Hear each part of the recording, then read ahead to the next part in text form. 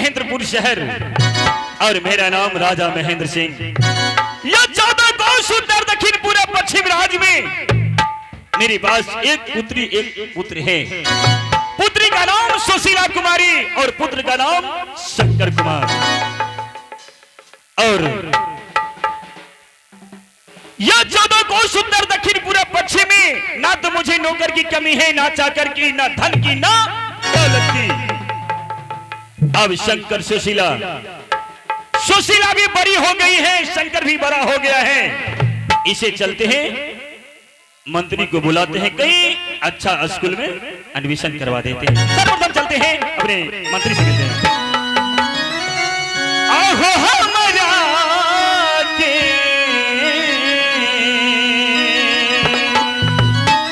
ये घर तला गईया महेंद्रपुरा सा हरी जाय ला गई जे महेंद्रपुरा सा हरी जा ला गई जे नाम ला गई हो महेंद्र सिंह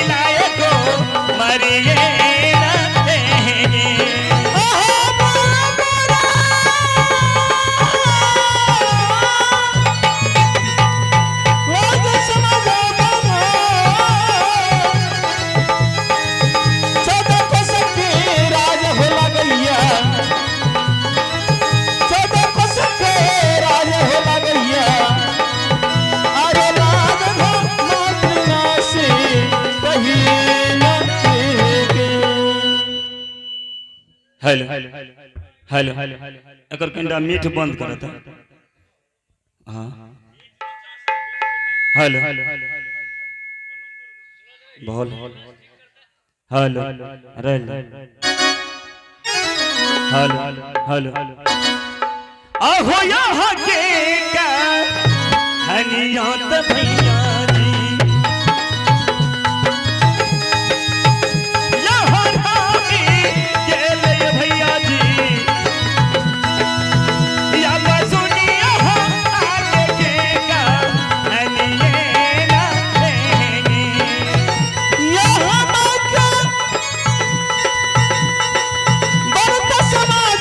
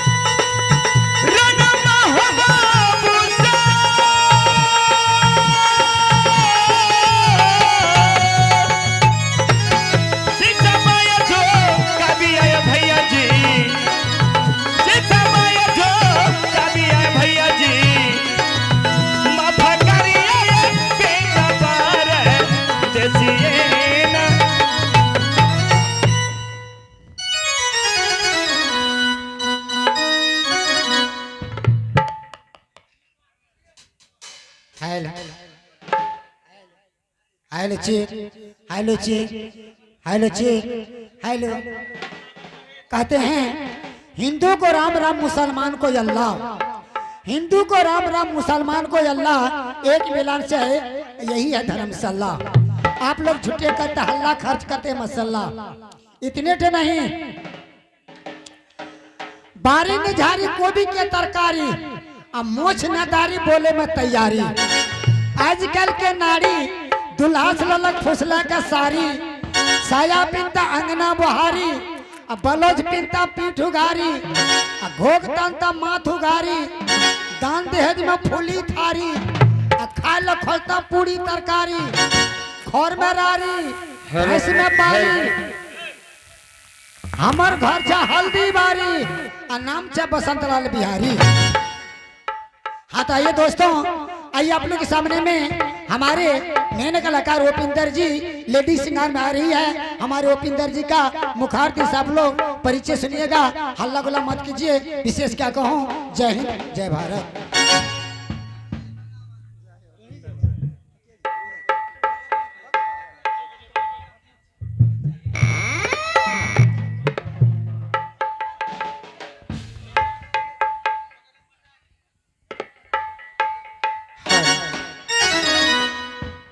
आइए मैं जिस रोल लेकर के आई हूँ उस रोल का परिचय आप लोग सुने। कहाँ घर है, क्या नाम है, कहाँ की मैं रहने वाली हूँ।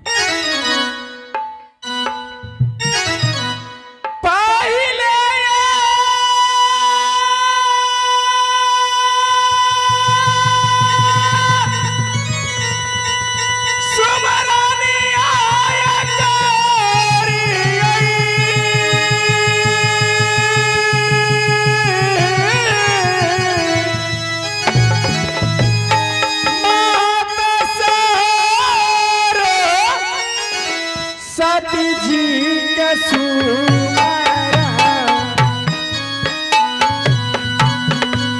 माता सारो, सती जी के सुमारा भोलनी है या सारा है गाना मेरा माँ बिहार।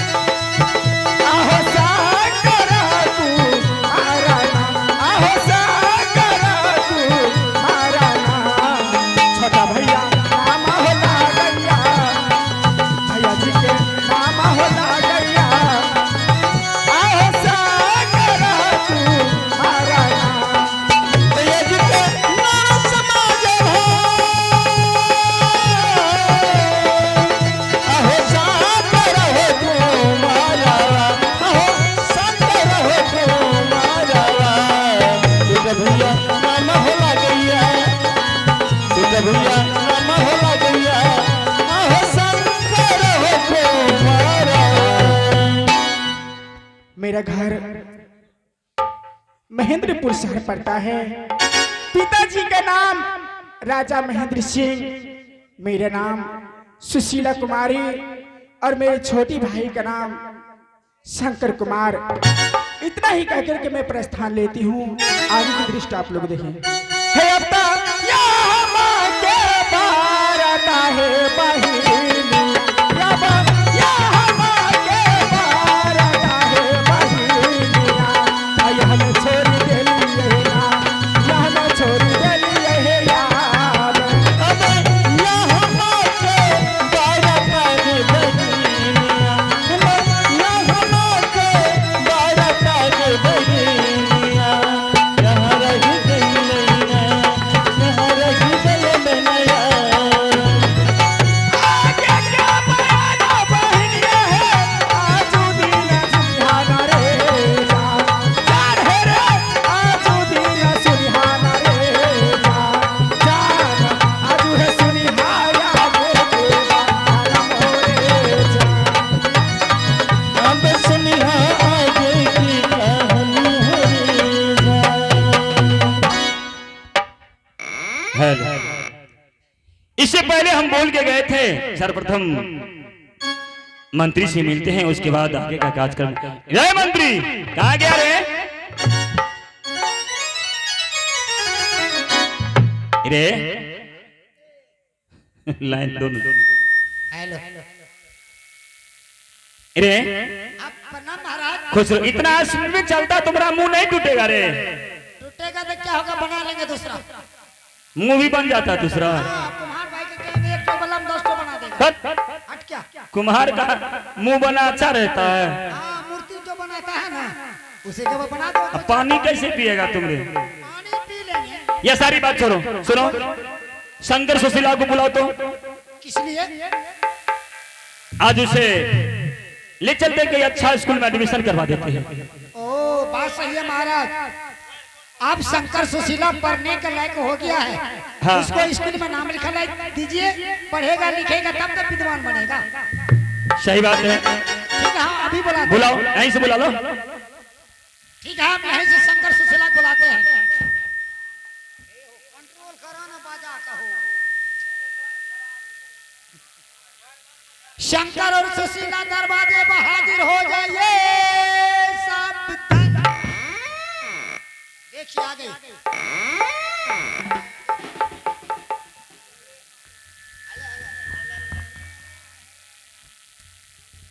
प्रणाम पिताजी। खुश रहो, खुश रहो। पिताजी क्या बात है, किस लिए दरबार में याद किए हैं?